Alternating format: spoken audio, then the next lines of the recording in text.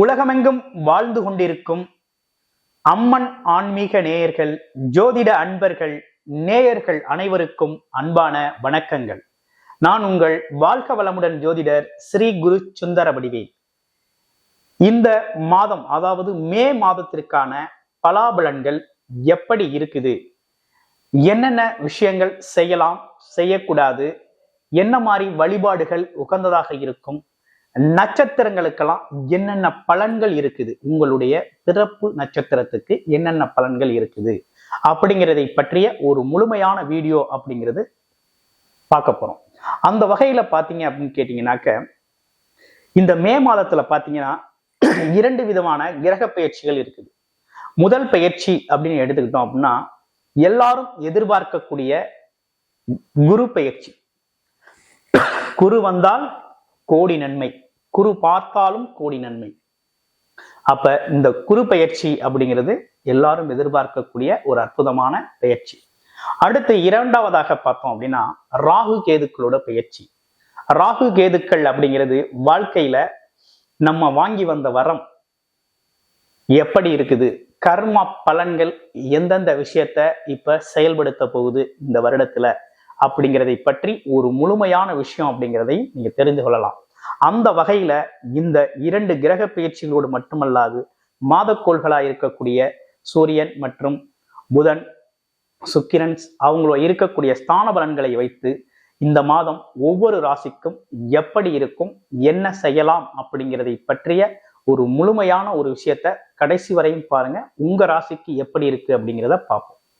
மேசராசி, காலபுருஷனின் முதல் ராசியா இருக்கக்கூடிய மேசராசி அன்பர்களுக்கு இந்த மே மாதம் அப்படிங்கிறது நிறைய அற்புதங்கள் நிறைந்த மாதமாக இந்த மாதம் அப்படிங்கிறது இருக்குது. எப்படி அப்படின்னு பாத்தீங்கன்னாக்க, ராசிநாதன் சொல்லக்கூடிய செவ்வாய் பகவான் 4ஆம் இடத்துல இருக்கிறார். பாக்யாதிபதினு சொல்லக்கூடிய சூரியன் ராசியிலேயே உச்சம் பெற்று பிரகாசமா இருக்கக்கூடிய இந்த காலகட்டத்துல புதனும் வந்து இணைந்து புத ஆதித்ய யோகத்தை ஏற்படுத்தக்கூடிய ஒரு அற்புதமான மாதமாக இந்த மாதம் அப்படிங்கிறது அமைஞ்சிருக்கு. அது மட்டும் இல்லைங்க, உங்க ராசியிலிருந்து 2ஆம் இடத்துல இருக்கக்கூடிய குரு பகவான் 3ஆம் இடத்துக்கு பெயர்ச்சி ஆகக்கூடிய இதே மாதம் மே 14.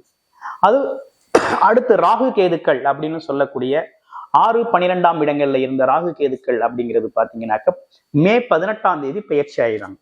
இப்படிப்பட்ட பெயர்ச்சிகளுக்கு மத்தியில நடக்கக்கூடிய இந்த மாதம் அப்படிங்கிறது மிகப்பெரிய மாற்றத்தையும் தாக்கத்தையும் ஏற்படுத்தக்கூடிய மாதமாக இந்த மாதம் அப்படிங்கிறது அமைஞ்சிருக்கு. 6 விதமான பிரச்சனைகளுக்கு தீர்வாகவும் பல்வேறு விதமான நன்மைகளை ஏற்படுத்தக்கூடிய மாதமாகவும் இந்த மாதம் அப்படிங்கிறது மேசராசி அன்பர்களுக்கு அமைஞ்சிருக்கு அப்படிங்கிறதுல எந்த அளவுக்கும் சந்தேகம் இல்லை.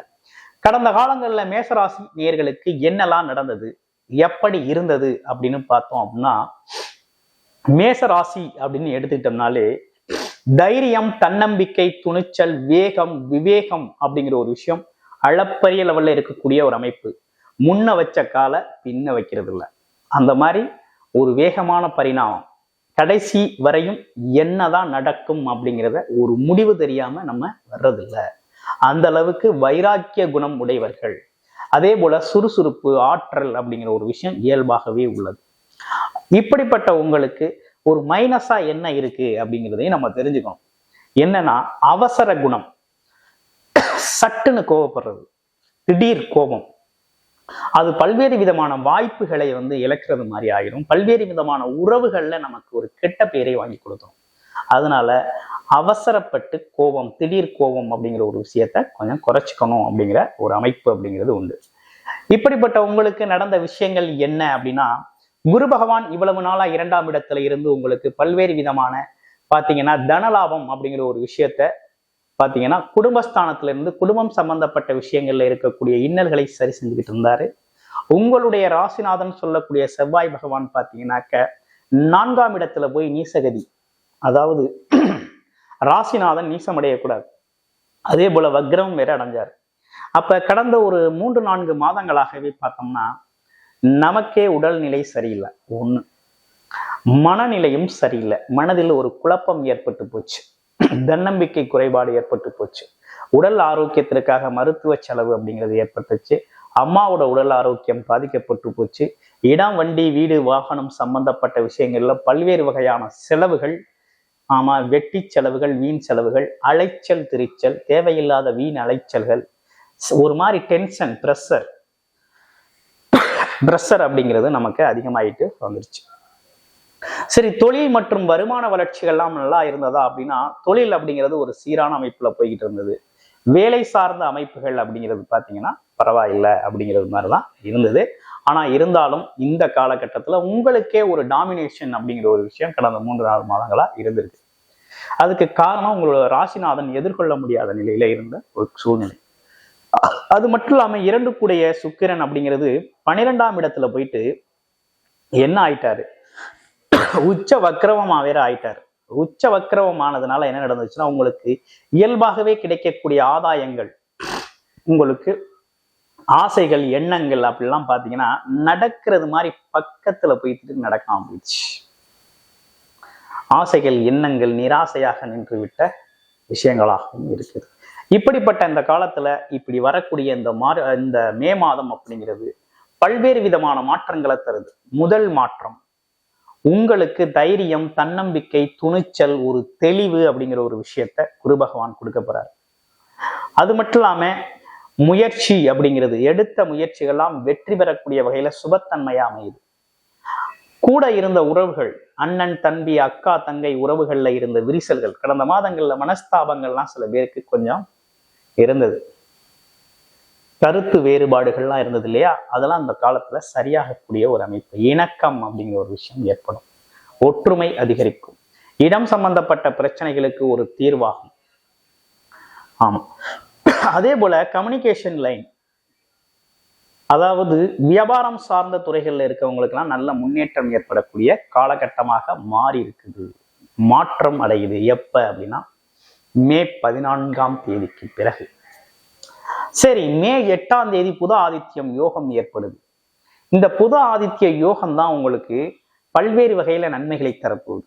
எப்படி அப்படின்னா, எப்பவோ எடுத்த முயற்சிக்கு இப்ப பலன் அப்படிங்கிறது மாதிரி உங்களுக்கு கிடைக்கக்கூடிய அமைப்பு. அரசு ஆதாயங்கள் கிடைக்கக்கூடிய அமைப்பு. நீங்கள் யார் அப்படிங்கிறது, உங்களுடைய தனித்திறமை என்ன அப்படிங்கிறத வெளிப்பட்டு மதிப்பு மரியாதை அதிகரிக்கக்கூடிய அமைப்பு. கௌரவம், அந்தஸ்து அப்படிங்கிறத உங்களை பற்றிய அனைத்தும் இந்த காலகட்டத்துல பிரகாசமா இருக்கக்கூடிய ஒரு அமைப்பை ஏற்படுத்துறாரு.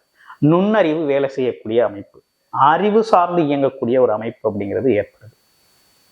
கடன் பிரச்சனைகளுக்கு ஒரு தீர்வு கிடைக்குது. அரசு சார்ந்த காரியங்கள்ல பார்த்தீங்கன்னா உங்களுக்கு ஆதாயமான அனுகூலங்கள் உண்டு. கடன் பிரச்சனை படிப்படியாக குறையும். அதே போல நோய்வாய்ப்பட்டவர்களுக்கு இந்த காலகட்டத்துல பார்த்தீங்கன்னா சரியான மருத்துவம் கிடைக்கும். இப்படிப்பட்ட விஷயங்கள்லாம் நல்லபடியா இருக்கு.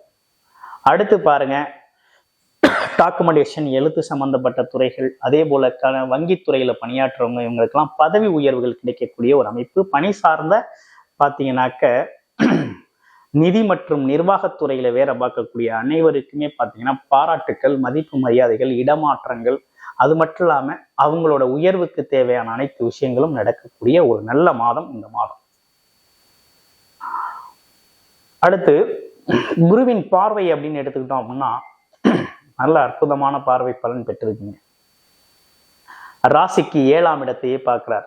திருமண வைபவங்கள், தடைபட்ட திருமணங்கள் அனைத்தும் நடக்கக்கூடிய ஒரு நல்ல மாதமாக இந்த மாதம் அப்படிங்கிறது அமைஞ்சிருக்கு. ஒரு தீர்வுக்கு வந்துடும். வரன் கிடைச்சோம். கண்டிப்பாக திருமணத்திற்கான வரன் அமையும். திருமண சுபகாரிய பேச்சுக்கள் ஈடுபட ஆரம்பிச்சோம். அப்போ நல்ல பாக்கியம் ஏற்பட்டிருக்கு. அதே போல நண்பர்கள் உறவுகள்ல இருந்த விரிசல்கள்லாம் ஒன்று நல்லபடியா சரியாகும். கூட்டு தொழில்கள், அற்புத பார்ட்னர்ஷிப்லாம் இந்த காலகட்டத்தில் நீங்க அமைச்சுக்கலாம். ரொம்ப நல்லா இருக்கும். அடுத்து மனைவிக்கு இந்த காலகட்டத்தில் மனைவிக்கும் உங்களுக்கும் இருந்த விரிசல்கள் மாறும். நட்பு, அன்பு இதெல்லாம் பார்த்தீங்கன்னா ரொம்ப அதிகரிக்கும். அன்னோன்யம் அதிகரிக்கும். ஆமா, அவங்களோட தேவைகளை நீங்கள் நிறைவேற்றுவீங்க, அவங்களோட தேவைகளை அவங்க நிறைவேற்றுவாங்க. புரிந்து கொள்ளக்கூடிய ஆற்றல் அதிகரிக்கக்கூடிய காலகட்டமாக இருக்குது. அடுத்து பாருங்க, அப்பா வகையில இருந்து வந்த பிரச்சனைகள் அனைத்தும் தீரும். அது மட்டும் இல்லாம பயணங்கள், ஆன்மீக பயணங்கள்ல அதிகமாக இருக்கும். வெளியூர் வெளிநாடு யோகம் சூப்பரா இருக்கு. தாராளமாக போகலாம். அடுத்து பாருங்க, தொழில் சார்ந்த முன்னேற்றங்கள், பல்வேறு விதமான தொழில் வாய்ப்புகள் உங்களுக்கு வரப்போகுது. ஆமா, ஏற்கனவே ஒரு தொழில் செஞ்சுக்கிட்டு இருக்கோம், லாபகரமா போகுது, இன்னொரு தொழில் கிளை நிறுவனங்கள் ஸ்டார்ட் பண்ணோம்னா தாராளமா செய்யலாம். தெரிஞ்ச தொழில வேறு வேறு இடங்களுக்கு பிரான்சஸ் அமைக்கணும்னா தாராளமா அந்த காலகட்டத்தை பயன்படுத்தி பிரான்சஸ் அமைக்கலாம். அதற்கான ஃபண்டு, அதற்கான முதலீடுகள், அதற்கான ஆட்கள், இதெல்லாம் பார்த்தீங்கன்னா அந்த காலகட்டத்தில் உங்களுக்கு சரியான நேரத்தில் உதவி செய்வாங்க. ரொம்ப அற்புதமான ஒரு அமைப்பு அப்படிங்கிறது ஏற்பட்டிருக்கு. அது மட்டும் இல்லாம 10-11 லாபாதிபதி 12ஆம் இடத்துல போய் அமர்ந்திருக்கார். 7.5 சனி அப்படிங்கிறது தொடங்கிருச்சு. அப்ப 7.5 சனி ஸ்டார்ட் ஆயிருச்சு அப்படின்னாலே மேசராசி அன்பர்களை பொறுத்த வகையில 1 to 30 வயதுக்குள்ள அனைவருமே பார்த்தீங்கன்னா கொஞ்சம் கவனம் இருக்கணும். உடல் ஆரோக்கியத்தில் கவனம் தேவைப்படுது. வண்டி வாகனங்கள், வெளியூர் பயணங்கள், நீண்ட தூர பயணங்கள், இரவு நேர பயணங்கள்ல கவனம் இருக்கணும். மற்றபடி வேற ஒன்றும் இல்லை. வேலை வாய்ப்பு, தொழில் வாய்ப்புக்காக வெளிநாடு, வெளியூர், வெளி மாநிலம் போறது அப்படிலாம் அற்புதமா இருக்குது. தாராளமாக போயிட்டு பணியை தொடங்கலாம் அப்படிங்கிற ஒரு அற்புதமான மாதம் இந்த மாதம். ராகு கேதுக்கள் அப்படின்னு சொல்லக்கூடிய 12ஆம் இடத்துல இருந்த ராகு 11ஆம் இடமான லாபஸ்தானத்திற்கும், 6ஆம் இடத்துல இருந்த கேது பகவான் 5ஆம் இடமான சிம்மராசியில பூர்வ புண்ணியஸ்தானத்துல கேது அமர்ந்திருக்கிறது அப்படிங்கிறது ரொம்ப அற்புதம், மிகப்பெரிய சிறப்பை தரும்.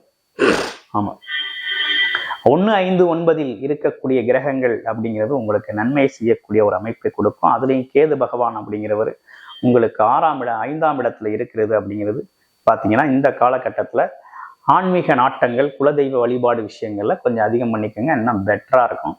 தொழில் வளர்ச்சி பிரமாதமா இருக்கும். இரட்டிப்பு வருமானம், இரட்டிப்பு லாபம் சார்ந்த விஷயங்களை பல்வேறு வகையில எதிர்பார்க்கலாம். இந்த மாதம் அப்படிங்கிறது ரொம்ப சிறப்புக்குரிய மாதமாக அமைஞ்சிருக்குது. முதல் நட்சத்திரம் அப்படின்னு எடுத்துக்கிட்டோம்னா அஸ்வினி நட்சத்திரம். எதுலையும் வேகம், தைரியம், தன்னம்பிக்கையோடு செயல்படக்கூடிய ஒரு அமைப்பு அப்படிங்கிறது உண்டு. ஒரு போல்ட்னஸ், தைரியம் உண்டு. எதிரிகளாலும் பாராட்டப்படக்கூடியவர்.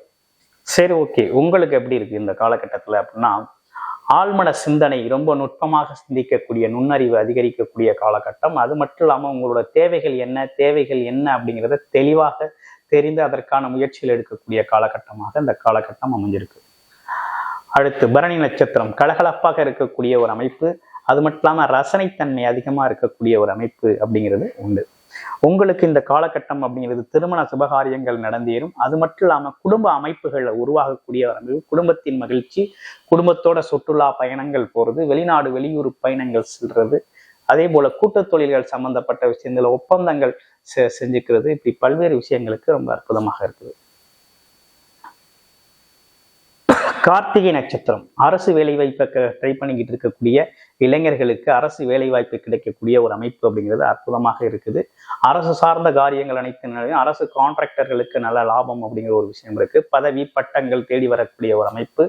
அதே மட்டும் இல்லைங்க, இந்த காலகட்டத்துல தாங்க மதிப்பு, மரியாதை, கௌரவம், அந்தஸ்து, உயர்வு, நீங்க யாரு, உங்களை பற்றி உங்களை அறியக்கூடிய ஒரு அற்புதமான மாதமாக இந்த மாதம் அப்படிங்கிறது அமைஞ்சிருக்கு.